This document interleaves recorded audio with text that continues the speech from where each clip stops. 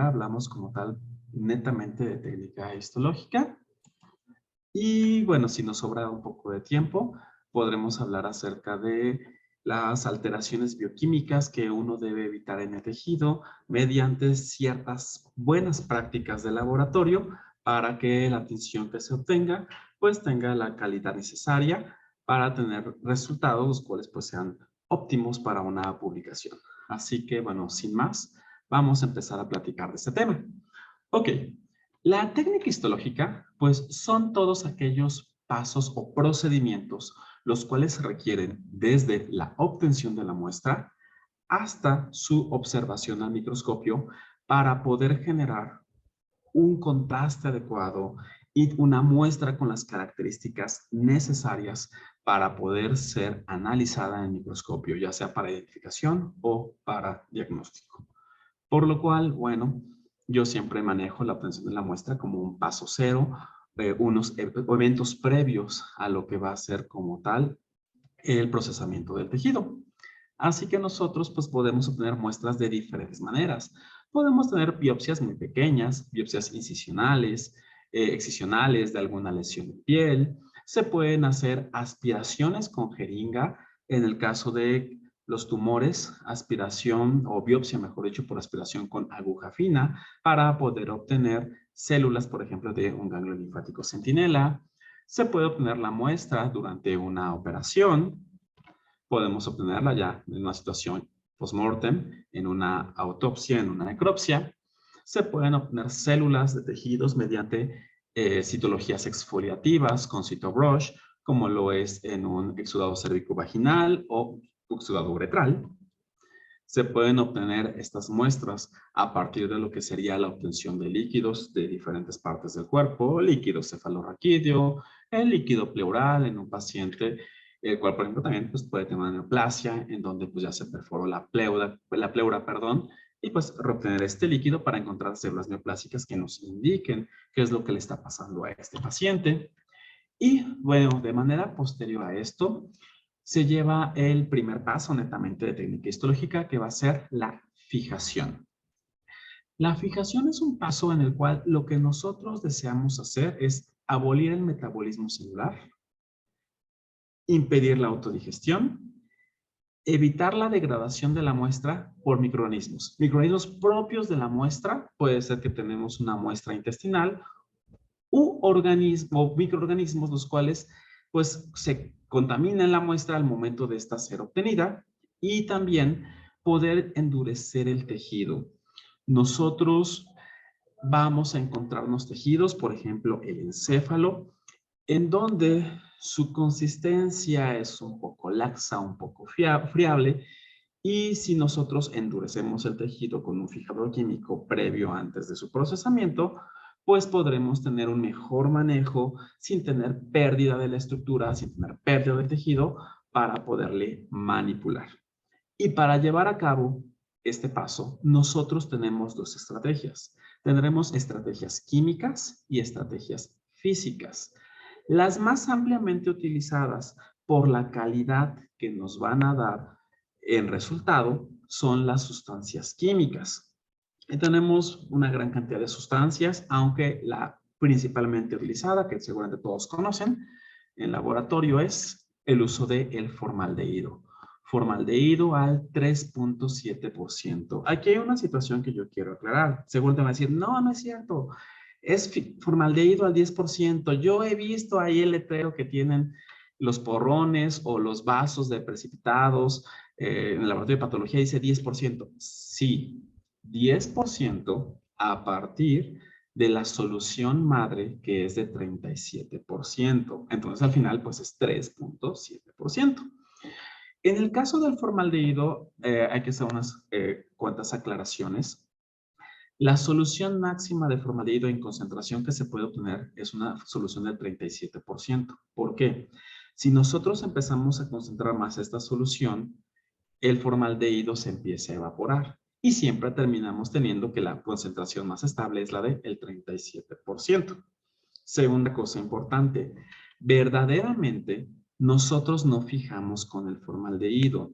El formaldehído, al diluirse, va a generar un compuesto secundario, el cual en unos momentos vamos a hablar de él. Y bueno, ¿por qué fijamos con formaldehído? ¿Por qué es tan popular dentro de lo que sería la patología o la histotecnología? Pues uno, porque preserva la estructura general de la célula. No altera de forma significativa la morfología del tejido, ni macroscópica ni microscópicamente. Tiene algunos defectos, por supuesto, y es, por ejemplo, el que no reaccione con lípidos ni con carbohidratos. No es que se pierdan por completo, pero sí, al pasar a través de los diferentes solventes hidrofílicos o hidrofóbicos, estas moléculas se van a llegar a perder. Nosotros vamos a tener que la forma en la cual el formaldehído va a fijar los tejidos es a través de la reacción con las proteínas. Pero les decía, no es verdaderamente la molécula del formaldehído. El formaldehído en estas concentraciones de 3.7% y hasta el 10% genera un compuesto secundario al reaccionar con el agua que se llama metilenglicol. Y es el metilenglicol el cual va a reaccionar con los grupos aminos libres de las proteínas y va a generar derivados hidroximetilados de estas proteínas. Y el derivado hidroximetilado de una proteína es capaz de reaccionar con otra proteína, con lo cual nos va a dar estructuras tridimensionales puenteadas. Va a generar una gran argamasa de proteínas unidas químicamente. Y esto lo que va a permitir es que las enzimas autolíticas que tienen las células, pues van a quedar bloqueadas. Y cuando llega un microorganismo exógeno o un microorganismo propio de la muestra e intenta degradar estas proteínas, pues al intentar la enzima externa acomodarse su sitio activo a las regiones proteicas, pues no lo va a poder hacer debido a que se han formado estas estructuras puenteadas que se conocen como puentes de metileno. De esta forma, nosotros podemos lograr la preservación de este tejido. Ahora, les decía que vamos a tener nosotros otros fijadores.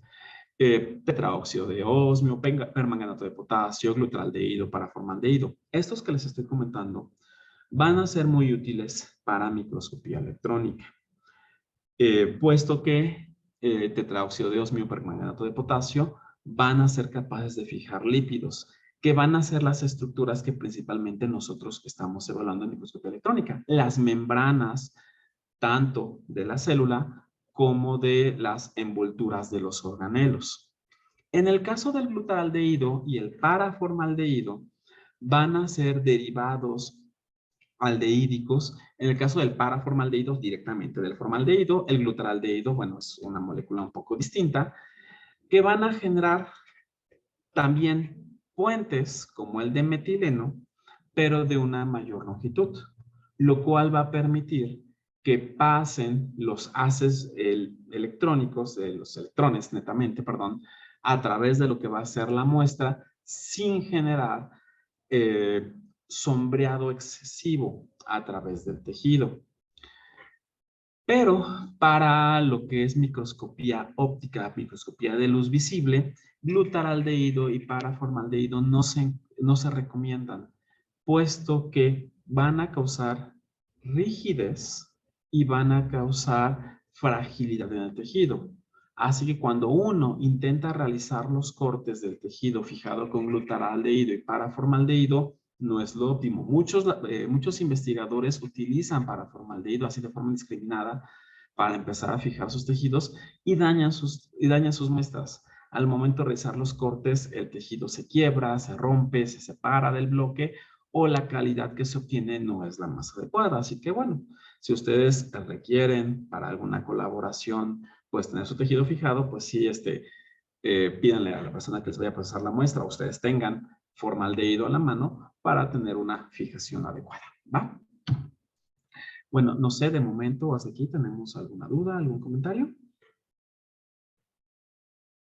No, todo bien. Aparentemente no, muchas gracias. Ok, otra cosa importante que debemos tomar en cuenta para el procesamiento de nuestro tejido es el tamaño de la muestra. Nosotros tenemos los casetitos que se ocupan de forma rutinaria en la técnica histológica, que van a tener un grosor de 0.5 centímetros, por lo cual la muestra que nosotros vayamos a procesar tiene que tener un tamaño, un grosor menor a estos 0.5, 0.4 centímetros es perfecto. Esto debido a que si nosotros metemos una muestra un poquito más grande, no sé, 7 milímetros dentro de sus cassettes, ¿qué va a ocurrir? Va a quedar prensada y esa presión que va a estar ejerciendo la tapa y el cassette sobre la muestra va a impedir que el formaldehído difunda de forma correcta. De igual manera, esto que está aquí, que están viendo, está mal. Cuando uno quiere fijar el tejido, y más cuando tenemos fragmentos grandes, que no es el caso, son fragmentos pequeños, no es tan terrible la situación. ¿Qué es lo que debe hacer uno? Debe poner al fondo del vaso de precipitados o del frasco una gasa o amarrar ese tejido. ¿Para qué? Para que haya un contacto homogéneo por todas las caras del tejido del fijador y éste pueda penetrar de forma adecuada. Otra cosa importante para las personas que trabajen en histotecnología es que sus muestras deben ir rotuladas. Se hace un rótulo con cartoncillo, con cartulina, se utiliza lápiz para que se coloque de manera sistemática y para poder llevar una trazabilidad de la muestra que uno está manejando, pues el nombre del tejido, en un número siquiera, ¿no? Ustedes pueden trabajar a doble ciego, dándole nada más un número, una letra, y en vez de escribir así un chorizo como el que está aquí de letras y de números, y simplemente pues, la muestra corresponde a tal tejido que está manejado bajo tales situaciones, y bla. Y bueno, también para tener una trazabilidad del tejido, ustedes pueden pesar, pueden medir las características de pueden hacer la descripción macroscópica de los tejidos, lo cual pues también es importante. Bueno, ya tienen el tejido dentro de sus cassettes, ya lo tienen también ustedes rotulado. ¿Y qué es lo que hay que hacer? Bueno, pues llevar a cabo la deshidratación y la parafinización de los tejidos. Depende en el sitio en el cual ustedes se encuentren, van a llevar a cabo este proceso. Por ejemplo, aquí yo les estoy presentando la fotografía del deshidratador automático de tejidos que tenemos aquí en el Instituto Nacional de Neurología y Neurocirugía.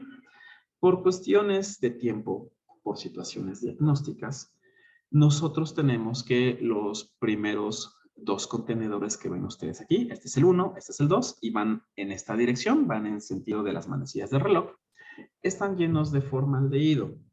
Por lo general, en lo que es el ámbito académico, ustedes van a tener que este deshidratador no inicia formol. La fijación se inicia de forma previa. En el caso de hospital, pues la fijación se inicia en el momento que se obtiene la muestra. A quirófano, patología siempre está enviando frascos con formaldehído, entonces el cirujano toma la muestra, la mete en el frasco y empieza la fijación. Hay casos en los cuales el tiempo de fijación es relativamente poco y por lo cual cuando el patólogo recibe la muestra, pues la secciona y aquí nosotros en nuestro Histokinet pues tenemos todavía otros dos contenedores con fijador para que se acabe de llevar a cabo este proceso. Ustedes pueden obtener la muestra y fijarla en formaldehído. Aquí viene una situación muy interesante que quiero comentar antes de comentar perfectamente esta sección de la deshidratación y parafinación. Dependiendo para lo cual ustedes vayan a realizar su procedimiento y las técnicas posteriores a llevar a cabo, la fijación en formaldehído se recomienda que no sea mayor a 48 horas cuando el espécimen es pequeñito, puesto que estas estructuras de tipo puente que les mostraba yo hace un rato, pues no solamente pues van a proteger a las proteínas, sino que si ustedes quisieran determinar la presencia de algún antígeno de interés, ¿qué es lo que va a suceder? También los epítopes que son reconocidos por los anticuerpos que ustedes emplean para en inmunistoquímica o en inmunofluorescencia para detectar su proteína de interés, pues también quedan bloqueados. Hay manera de poder solucionar esta situación, pero para que tengan ustedes una mayor inmunogenicidad de sus tejidos, pues se recomienda no hacerlo más allá de 48 horas. Pero bueno, igual ahorita les comento que hay formas en las cuales esto se puede solucionar. Bueno, en el ámbito académico, en lugares en los cuales no se requiere con urgencia dar un diagnóstico y por ende no se requiere con urgencia procesar el tejido, nosotros vamos a tener que, se van a tener, por ejemplo, alcohol al 60%, al 70%, al 80%, al 90%, al 96%, alcohol absoluto gilol, luego vienen 3 gilenos y al final ustedes pueden ver aquí cómo hay otros 2 contenedores, los cuales tienen una camisa metálica y por la parte interna vamos a encontrar unas resistencias que van a permitir que los contenedores que se encuentran aquí en estos últimos 2 puntos se mantengan calientes y es donde nosotros vamos a encontrar la parafina. Si ustedes no tienen uno de estos equipos, no hay ningún problema. La deshidratación y la parafinación se pueden hacer de forma manual. Cada 20 minutos pueden ir ustedes a agitar un poco la canastilla o sus cassettes, los cuales tengan ahí en el solvente. Y bueno, aquí simplemente pues para que lo observen, tenemos el inicio del proceso. Entonces, aquí en este caso está la canastilla, están los cassettes, baja el carrusel. Y para fomentar el intercambio de los solventes, en este caso formaldehído, que se encuentra dentro del tejido porque está fijado con y en este caso, bueno, pensemos que es el primer alcohol, pues está el carrusel bajando y subiendo de forma continua durante 1 hora, lo cual va a permitir el intercambio de este solvente. Entonces, al final de esta primera hora, el tejido se considera que ya no tiene formaldehído, sino tendría en este caso alcohol al 60%. Pasa a la siguiente cuba, permítanme, por ejemplo aquí, pasaría a la siguiente cuba, ahora se va a levantar. Después de 1 hora de estar sumergiendo y agitando los tejidos,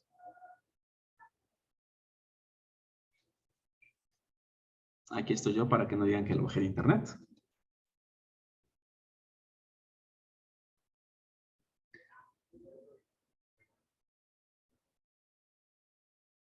Y en este siguiente contenedor, de igual manera, va a estar subiendo y bajando durante 1 hora. Y bueno, pensemos que en este caso sería etanol al 70%, ¿va? Y así lo va a hacer en cada uno de estos contenedores para ir intercambiando los solventes hasta que nosotros terminemos con nuestro tejido en parafina. ¿Por qué nosotros pasamos por gilenos? Porque la parafina va a ser una sustancia no polar y el alcohol, aunque es un solvente bastante bueno, es un solvente que sigue siendo polar. Pero sí es miscible en los gilenos. Entonces nosotros cuando llegamos a alcohol absoluto, nos pasamos a una mezcla de alcohol absoluto con gilenos y luego con los gilenos y de esta manera el tejido va a tener 2 características. 1, al reaccionar con los gilenos, el tejido se va a transparentar. El tejido va a tener una precipitación de sus proteínas que va a permitir que tenga características ópticas muy deseables para poder ser analizado en el microscopio. Y 2, al estar lleno de parafina, pero lleno de gilenos, disculpen, y pasar a la parafina va a poder penetrar al interior, a lo más profundo de las células. ¿Y esto qué es lo que nos va a permitir? Miren, aquí están justamente estas cubas calientes con parafina. Pues nos va a permitir que nosotros podamos este tejido colocarlo en un molde en donde vamos a poner más parafina y se genere una matriz, la cual nos dé soporte y sujeción para poder realizar seccionamientos muy finos, seccionamientos que van de los 2 a los 5 micrómetros para poder observar la morfología del tejido.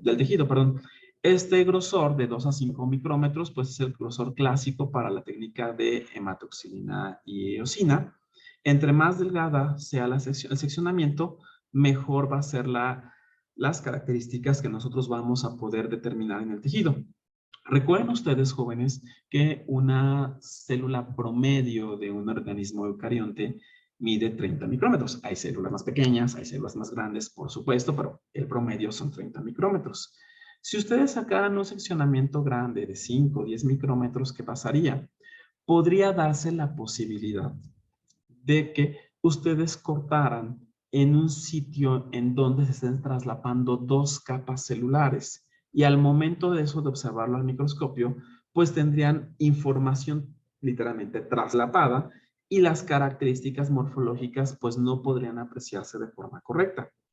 Por lo cual, entre más delgados sean los seccionamientos que ustedes obtengan, pues esa posibilidad va a disminuir y las características que ustedes van a poder observar al microscopio van a ser más claras y van a poder ustedes interpretar y definir de mejor manera o hasta hacer un diagnóstico más correcto.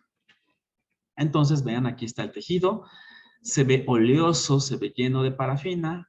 Aquí el papelito para el rótulo. Aquí tenemos un centro de inclusión semiautomatizado. Aquí tenemos nosotros una cisterna llena de parafina. Y bueno, aquí con esta palanquita o con un pedal que está por abajo, nosotros pues un moldecito como el que tenemos aquí, lo vamos a llenar con esta parafina. Vamos a colocar el tejido caliente. Esto es muy importante. No se recomienda, de hecho se solicita que se evite colocar el tejido en frío. ¿Por qué? Porque de esta manera nosotros al tener el tejido caliente con la parafina fundida y meterlo aquí en este molde con la parafina fundida, no habría otra manera si estuviera sólido, por supuesto, y ya después colocamos igual el rotulito, se van a amalgamar, van a funcionar como si fueran solamente una pieza y van a poderse cortar de forma correcta.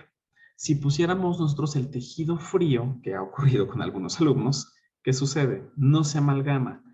La parafina líquida que nosotros colocamos queda recubriendo el tejido, pero no se une de forma correcta y al momento de sacar el seccionamiento, ¡pum!, el tejido se les cae, se les bota completamente del bloque y hay que hacer todo el procedimiento de calentar el tejido, deshacer el bloque y pues volver a hacer ese procedimiento para el corte. Entonces, pues no tenemos tiempo sobrante en investigación, siempre vamos a encontrar un reloj, así que pues evitemos pues malgastar nuestro tiempo.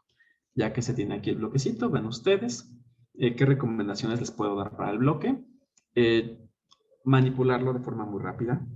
Este tipo de equipos van a tener un lugar para que ustedes coloquen sus pinzas y sus pinzas estén calientes. Si no llegan a tener uno de estos, pues les recomiendo que tuvieran cerca un mechero para calentar rápidamente las pinzas y poder manipular todo para que no se les pegue. Colocar bien el tejido al fondo, que quede lo más perpendicular a la base del molde, que quede lo más cercano al molde. También esto para trabajar rápido. Si se enfría la parafina del molde, pues cada vez se va a hacer más gruesa la parte inferior y entonces al momento que ustedes tengan que sacar cortes, pues van a tardar más en poder obtener el corte que les sea útil. Aquí está el bloque de parafina, aquí se ve el tejido, aquí se ve el rótulo y pues nos pasamos a el micrótomo. El micrótomo es un equipo el cual de manera física funciona bajo un sistema de biela manivela. La manivela ustedes la van a girar, van a ser movimientos circulares y el equipo mediante un sistema de engranaje va a descomponer estos movimientos en el movimiento vertical y el movimiento horizontal. De esta manera nosotros vamos a colocar aquí enfrente en esta estructura que se llama carro, una navaja muy filosa. Colocamos la muestra aquí en el mandril o prensa y cuando nosotros movemos la manivela, el cabezal va a avanzar hacia la navaja, pero va a ir avanzando mientras va subiendo y bajando. Entonces se va a encontrar la navaja con el bloque de parafina se va a encontrar con la navaja y va a empezar a hacer rebajes del tamaño que ustedes calibren aquí con este tornillo.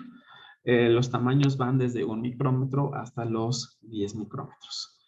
Les comentaba, pues el grosor más ampliamente usado pues son 2 micrómetros y vean ustedes cómo sale esto como si fuera un pergamino, como si fuera un papiro.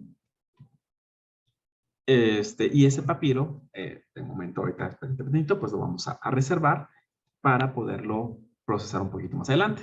Nada más aquí les quiero mostrar cómo aquí tenemos un bloque que todavía no ha sido cortado. Alcanzamos a ver el tejido en el interior. Y aquí bloques ya cortados en donde la superficie pues se observa pulida por el choque con la navaja. Y bueno, en estos casos pues lo que estamos teniendo son encéfalos en corte medio sagital de ratoncitos. Volviendo aquí al corte, nosotros observamos este tejido, ese corte lo colocamos en una cuba con agua, que se llama baño de flotación. El agua debe estar a 60 grados centígrados. Esto lo que nos va a permitir es que al momento de colocar nosotros estos seccionamientos que estamos viendo aquí del tejido dentro de la parafina, que están un poco arrugados, pues se distiendan. Ya cuando se han distendido lo suficiente que el tejido se ve liso, se ve de buena apariencia, pues lo vamos a recuperar nosotros con una laminilla de vidrio, la cual igual tiene que estar rotulada para la trazabilidad. Y pues ya después de que le hemos recuperado, ¿qué es lo que hay que hacer con esa laminilla? Pues hay que teñirla. Solamente que una situación. La mayor parte de los colorantes, los cuales se emplean en histología, son colorantes hidrofílicos. Y nuestro tejido está lleno de parafina, un compuesto hidrofóbico. Entonces, ¿qué tenemos que hacer? Rehidratar ese tejido. Para lo cual, las laminillas, nosotros, antes de pasarla a lo que sería el tren de tinción, tenemos que fijarlas a la laminilla de vidrio. ¿Esto cómo se logra? Hay que colocar las laminillas que nosotros hemos obtenido tras la recuperación del tejido en horno. Hay que dejarlas en horno, por ejemplo, a 100 grados centígrados, 1 hora, 2 horas. Si acabaron ya muy noche y se quieren ir a la casa, pues dejan la canastilla con las laminillas a 50 grados centígrados, 70 grados centígrados toda la noche y no pasa absolutamente nada. O bueno, pueden dejar las laminillas con la estufa precalentada a 120 grados centígrados durante media hora y ya que han pasado estos diferentes tiempos, sacan la canastilla. Claro, por supuesto, utilizando una gasa o un guante porque está caliente. No se vayan a quemar, ha pasado. Por eso advierto. Y pues dejamos que se enfríen. Lo podemos dejar que se enfríen unos 15, 20 minutos. Si lo ponen frente a un ventilador o un aire acondicionado, en 5 minutos lo tienen completamente listo. Y pues ahora sí, pasamos al tren de tinción. ¿Cómo inicia el tren de tinción? El tren de tinción que tenemos aquí en el laboratorio inicia con 1, 2, 3 gilenos, alcohol absoluto, otra vez alcohol absoluto, alcohol al 96. Y acá se alcanza a ver una tarja. Entonces, otra de estas cajitas la llenamos con agua y pasamos las laminillas en cada una de estas cubas. Podemos hacerlo de dos maneras. Si ustedes están utilizando portaobjetos normalitos y van a usar H&E y el tejido es un tejido el cual sea un poquito sensible, que tenga poca celularidad, por ejemplo, el pulmón, que pues es una estructura pues espongiforme, pues lo dejamos 5 minutos en cada una de las cubas. Llegamos hasta aquí al alcohol al 96, nos pasamos al agua, igual 5 minutos, y después ya nos pasamos a la hematoxilina. La hematoxilina depende de cómo esté preparada, se puede dejar de 8 a 15 minutos. Se pasa de nuevo acá a la tarja, en una cajita, se coloca con agua, se le hace un lavado, esa agua se tira, se vuelve a llenar la cajita, otro lavado, y nosotros tenemos que esta tinción de hematoxilina y eosina, que es la clásica, la reina de las tinciones, se llama tinción de tipo regresivo. Hay tinciones regresivas y tinciones progresivas. Yo siempre explico esto con un ejemplo muy clásico. Ustedes, por ejemplo, iban saliendo de la adolescencia, de su etapa dark, de su etapa emo y tenían su cuarto pintado de color negro. Y quieren pintarlo ahora de un tono diferente. Agarran y van a hacer aesthetics y lo van a querer pintar de color blanco. Entonces, ¿qué es lo que tienen que hacer? Tienen que poner primero una capa de color blanco, dejar que se seque y se sigue viendo el maldito color negro todavía de fondo. Una segunda capa de color blanco y ya no se ve tan negro, pero se sigue viendo oscuro. Entonces les van a tener que hacer 3 o 4 capas de color blanco para cubrir ese color. Las tinciones progresivas son iguales. uno va tiñendo y va aumentando de a poco la coloración hasta llegar al tono que ustedes desean, al tono que les es adecuado, y ahí acaba la reacción. Las tinciones regresivas, ¿qué es lo que sucede? Ahí vamos nosotros a sobreteñir, vamos a poner colorante de más. El ejemplo que yo pongo, bueno, es un ejemplo de kinder, no sé si todos lo hayan hecho, es que ustedes, tal vez ustedes, o si no lo han visto con los primitos, en un papel cascarón, con crayones, hacen primero una banda de color verde, luego al lado una de color rojo, una de color morado. Eso queda como un arco iris y luego de manera posterior, ¿qué hacen? Con un cepillo de dientes o con una brocha, cubren esto con tinta china y queda todo oscuro, todo negro, y luego utilizando un alfiler o un clavo, pasan y hacen un dibujo sobre la tinta china y reluce, al retirar la tinta china, los colores. Esto es lo que ocurre con la técnica de hematoxina. Hacemos una tinción regresiva, coloreamos de más y luego quitamos el exceso de colorante. Entonces dejamos de 8 a 15 minutos el tejido en la hematoxilina y después lo vamos a pasar a una solución de alcohol ácido. Es 1 litro de etanol más de 1 a 3 mililitros de ácido clorhídrico.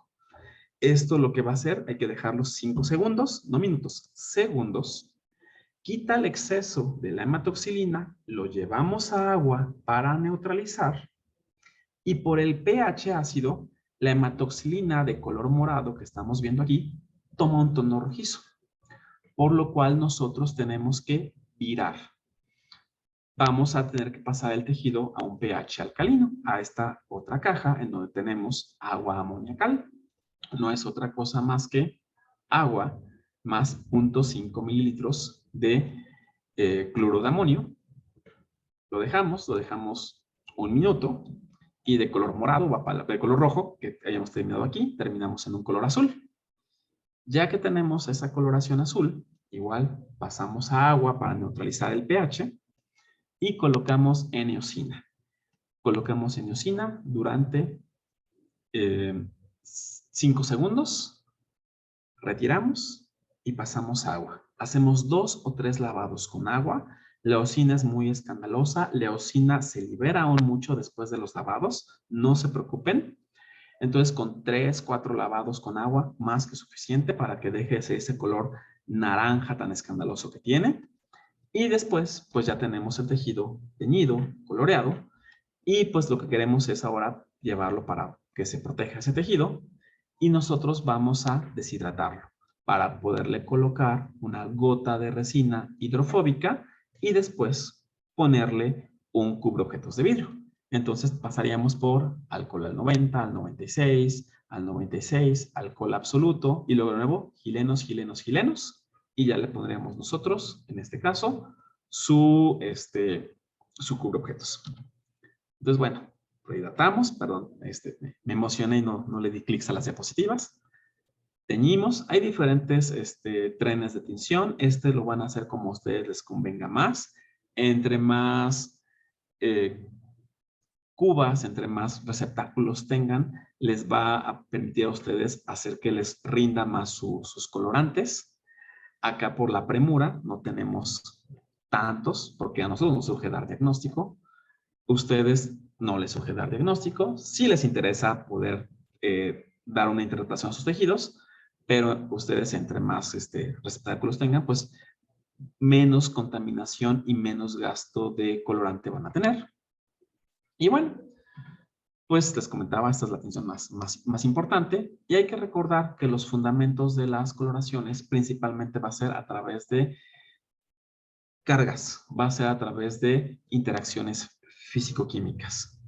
Recordar que vamos a tener compuestos ácidos, compuestos básicos y vamos a tener colorantes ácidos y colorantes básicos. Los colorantes ácidos van a teñir a los compuestos que tengan cargas positivas.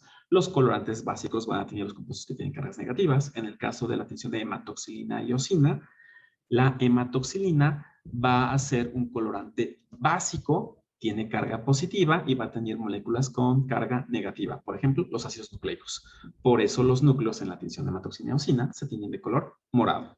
Los colorantes ácidos tienen carga negativa, van a tener las moléculas con carga positiva y de manera general la mayor parte de las proteínas van a tener carga positiva. Por eso los citoplasmas de las células se tiñen con leucina. Y bueno, voy a agarrar situaciones de química que bueno, no me detendré mucho, voy a agarrar, lo podrán revisar más tarde. Ejemplos de colorantes básicos, la hematoxilina, el verde de metileno, el azul de metileno, pironina G, azul de toluidina, colorantes ácidos, fuchsina ácida, azul de anilina, eosina, naranja G. Entonces, bueno, ustedes pues ya llevaron a cabo la tinción, les comentaba, deshidratan, llegan a los gilenos y aquí pues ya viene la parte en la cual pues a ustedes les va a interesar proteger su tejido. Van a colocar una resina, ahora la mayor parte de las resinas son resinas plásticas. La más utilizada se llama Entellan, se escribe, se coloca 1 o 2 gotitas. Yo les recomiendo que siempre la coloquen en el borde del tejido, nunca la coloquen al centro. Si ustedes colocan la gota de la resina en la parte central y luego le quieren colocar el cubreobjetos igual desde el centro, se les van a hacer burbujas y van a estarse peleando con las decenas de burbujas que se les van a hacer. No lo hagan. Pónganla en la región lateral. Tomen su cubreobjetos. Igual, la parte del cubreobjetos que van a colocar del lado del tejido, pueden colocarle una gotita de gileno y lo dejan caer de forma diagonal. Tienen ustedes entonces su cubreobjetos. Miren, voy a usar esto. Tienen su cubreobjetos y van a colocar la gota de resina, el porta, la gota de resina y el cubre. Y lo bajan así, en diagonal. Esto lo que va a permitir es que el aire vaya saliendo en esta dirección y no se les formen burbujas. Y va a ser más cómodo para ustedes. Conozco gente que tiene 40 años trabajando en histología y se les forman burbujas. Ok. Y bueno, pues ya cuando queda esto listo, pues ¿qué queda más? Pues que verlo al microscopio, jóvenes. Y pues ya nos vamos al microscopio. Perdón, me adelanté. Y podemos nosotros evaluar el tejido, pues bajo los diferentes aumentos que nos den las características ópticas necesarias y adecuadas para poder evaluar las características topográficas o tintoriales de nuestro tejido. Bueno, me regreso tantito. Aquí, bueno, igual si la quieren, esta es la técnica de inmunistoquímica, un poquito la técnica de HI, un poquito más alargada, si la quieren emplear. Aquí están los datos con tiempos que les pueden ser útiles. Hace rato, pues el doctor Pablo les está platicando acerca de la inmunofluorescencia y la inmunistoquímica. Y bueno, aquí yo también se los voy a comentar de forma un poco resumida. No es necesario darles la técnica así con todo detalle. ¿Por qué? Porque dependiendo del kit que ustedes lleguen a emplear, van a ser los pasos, van a ser los tiempos, los cuales van a emplear. Y es un procedimiento muy, muy, muy sencillo. Sí tiene algunos trucos, los cuales, pues bueno, igual si gustan escribirme o luego platicamos, no hay ningún inconveniente para que la técnica salga mejor, pero siempre pues hay que estandarizarla, ¿no? Entonces, pues también, insisto, dependiendo lo que ustedes les compren, pues es como se va a llegar a hacer. En el caso de lo que sería fundamento, pues ya se los había comentado el doctor Pablo, ustedes en su tejido van a tener su antígeno de interés y en este caso, este anticuerpo ya está acoplado a la molécula lumínica, la cual va a florecer al momento de que se le incida luz ultravioleta y pues si en su tejido está su antígeno, se va a poder pegar, se hacen los lavados pertinentes y pues debido a que está esta molécula aquí, pues no se va a separar con los lavados, lo llevan a un microscopio de luz ultravioleta, apagan las luces del cuarto, prenden luz UV, ven al microscopio y pues esto va a hacer que florezca. Hay una situación, pueden tener casos en los cuales tengan ustedes muy poquitas moléculas de su interés. Y para aumentar la sensibilidad de la técnica, ¿qué es lo que se emplea? Se ocupa entonces un anticuerpo primario. Vean, este anticuerpo no se encuentra marcado con una molécula lumínica. Y de manera posterior, ustedes van a adicionar anticuerpos dirigidos en contra del anticuerpo primario, los cuales sí están marcados con la molécula fluorescente. Entonces, aunque ustedes tengan pocos antígenos de interés, como estos anticuerpos van a ser anticuerpos policlonales que se van a unir a diferentes regiones del anticuerpo, ustedes van a poder generar una luminiscencia de 5, 10 veces lo que podrían generar con este tipo de técnicas, aumentando así la sensibilidad. En el caso de que ustedes utilicen un anticuerpo, o solamente un anticuerpo acoplado a una molécula lumínica, pues sería una inmunofluorescencia de forma directa, y en este caso, como los anticuerpos marcados con la molécula fluorescente se van a estar uniendo a el primer anticuerpo, el cual se une a esta molécula, pues sería una inmunofluorescencia indirecta. Por lo general, tomen en cuenta que la naturaleza de estos anticuerpos va a ser diferente. El anticuerpo primario, pues, puede ser un anticuerpo en el caso que se produzca en conejo y esté dirigido en contra de proteínas humanas, y el anticuerpo secundario lo que va a detectar pues va a ser, por ejemplo, regiones de la fracción cristalizable, y en este caso de, ahí les dije, conejo, es el anticuerpo primario de conejo, y entonces esta fracción cristalizable de conejo se le inyecta a caballo, y entonces lo reconoce como una molécula extraña, y pues ahí se generan anticuerpos de caballo en contra de anticuerpos de conejo. Y bueno, pues tenemos este tipo de imágenes ¿no? Tan llamativas, tan bellas, las cuales, pues, si se utiliza microscopía confocal, se da muchísima información. Y bueno, tenemos la inmunohistoquímica.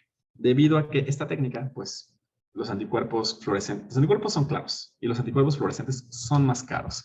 Y un microscopio de luz ultravioleta es muy caro.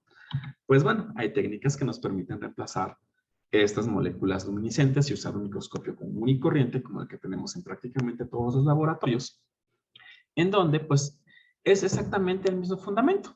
Tenemos nuestro tejido en donde se encuentra nuestra molécula de interés, tendremos un anticuerpo primario, tendremos un anticuerpo secundario, el cual va a estar asociado justamente a la enzima que les comentaba el doctor Pablo hace rato, a la HRP, Horseradish peroxidase, peroxidasa de rábano. El sustrato para poder llevar a cabo el revelado de esta técnica va a ser peróxido de hidrógeno, pues la molécula que degrada la peroxidasa. Pero esta solución va a tener un compuesto llamado diaminobencidina. La diaminobencidina es una molécula la cual en estado reducido, que es la forma en la cual se vende, va a ser de color morado. Por eso está el puntito morado aquí. Y también va a ser total y completamente soluble en agua. Cuando la peroxidasa de rábano degrada el peróxido de hidrógeno, se generan radicales libres hidroxilo.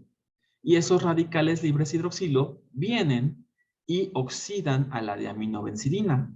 Recuerden que una molécula que se oxida va a perder sus protones. Al perder estos protones, estos nitrógenos del grupo amino van a quedarse con un par de electrones libres que les van a permitir reaccionar con otras moléculas de diaminobencidina y se genera este polímero que se llama indamina. Y la indamina es una molécula de color café y al aumentar su tamaño molecular, su solubilidad va a disminuir. Entonces se va a precipitar sobre las regiones específicas en las cuales nosotros encontremos nuestro antígeno de interés. Por lo cual, ustedes habrán visto en los artículos en una gran cantidad de ocasiones que la señal, la cual se considera positiva para una técnica inmunohistoquímica, pues es esta. Es justamente la presencia de un precipitado de color marrón. En estas imágenes, las cuales bajé del ROS, pues no hay ningún contraste. Aquí simplemente la reacción dio positiva y así lo presentaron. Ustedes pueden incluir un contraste con hematoxilina, el cual mejore la apariencia del tejido y pues sea un poco más llamativo. Y ustedes puedan distinguir más claramente y evidenciar de forma evidente este depósito. En este caso es una muestra de tejido muscular sano en donde se está poniendo de manifiesto la distrofina Entonces, pues recuerden que la distrofina va a ser la molécula la cual va a anclar las sarcómeras a el sarcolema y por ende toda la membrana celular de estas células, de estas células musculares esqueléticas, de estas células, fibras musculares, se ve completamente redondeada. Y aquí tenemos nosotros una muestra de un paciente con distrofia muscular de Duchenne, en donde recuerden que a partir de la edad de 2, 5 años, la expresión de la distrofina se ve alterada, se deja de producir y vean cómo ya no se está generando esta proteína en estas células, ya se ven casi como fantasmas, aquí apenas se desdibuja un poco la presencia y pues eso lo que hace es que pues sí, habrá un montón de movimientos moleculares de los filamentos de actina y miosina al interior de la célula, pero pues esta no se transduce al sarcolema y por ende se lleva a cabo una contracción muscular ineficiente o ya no se lleva a cabo contracción muscular en estadios avanzados de la enfermedad. Bueno, pues se observa la microscopio. Recordar, por favor, en caso de lo que es técnica histológica, que solamente el microscopio de 40, el microscopio de 100X, el microscopio de inversión, es al cual se le pone el aceite de inversión. Tiene un sello de goma, tiene un septo, el cual evita que el aceite se le meta al lente objetivo. Los otros objetivos no lo tienen. Entonces, a mí me ha tocado ver que hay gente que, desde 4X le echan la gotita de aceite de inmersión y sí aumenta, sí se ve mejor. Pero el problema es que se arruina el lente objetivo. Entonces hay que tener cuidado con eso. Bueno, en cuestión de lo que sería la parte clásica de técnica histológica, pues les quiero dar algunos tips. Uno, siempre enfoquen a partir del objetivo de menor aumento. Hagan un rastreo. Observen la imagen de forma panorámica, como si fuera una obra de arte. Evalúen el todo. Porque al evaluar las estructuras, los elementos que constituyen esa imagen a lo lejos, ustedes pueden llegar a hacer una identificación o un diagnóstico o determinar la presencia de alguna alteración, aunque sea desde 4X. No hay necesidad de empezar en 100X o de 40X. Tienen mayor información, lo cual les permite dar una identificación o diagnóstico más certero al ver desde panorámico. Identifiquen la tinción. Si se le están pasando a ustedes el tejido, porque, oye, échale un ojito, y ustedes no decidieron hacer las tinciones, pues bueno, recordar que, por ejemplo, la técnica de tricrómica de Masson, pues nos permite a nosotros observar el tejido conjuntivo, nos permite distinguir entre tejido conjuntivo denso y tejido conjuntivo laxo, color azul claro, tejido conjuntivo denso, azul oscuro, y todo lo que sea rojo es todo menos tejido conjuntivo. En el caso, por ejemplo, de Luxol Fast Blue, que nos permita ver mielina. Igual, hay que conocer las tinciones. Hay que darle una estudiada al libro de histología. Hay que echarse el ROS ahí un pequeño repaso. Después, ya conforme ustedes ya analizaron primero todo panorámico, pues bueno, nos pasamos a 10, nos pasamos a 40X. Y ahora sí, hay que ver toda la imagen. Hay que arrastrarla completamente en 10X, completamente en 40X, para poder determinar la presencia de alguna estructura, de alguna característica intracitoplasmática que sea de importancia, igual para hacer algún diagnóstico o para alguna identificación de algún cambio morfológico. Identificar los elementos de la imagen. Nunca intentar adivinar, es esto, es lo otro, eso se parece a tal cosa. No, eso está mal. Ustedes tienen que entender, tienen que interpretar lo que están observando. Y bueno, la última recomendación es justamente relacionado a lo último. No funcionen como un buscador de imágenes. No intenten aprenderse las imágenes, no intenten aprenderse el patrón por aprendérselo. Sí, sepan distinguirlo, sepan qué significa fisiológicamente los patrones que alcanzan ustedes a observar, pero no se quieran aprender una imagen clásica del libro e intenten ustedes traspolarla a lo que ustedes están observando, porque van a cometer errores. ¿Ok?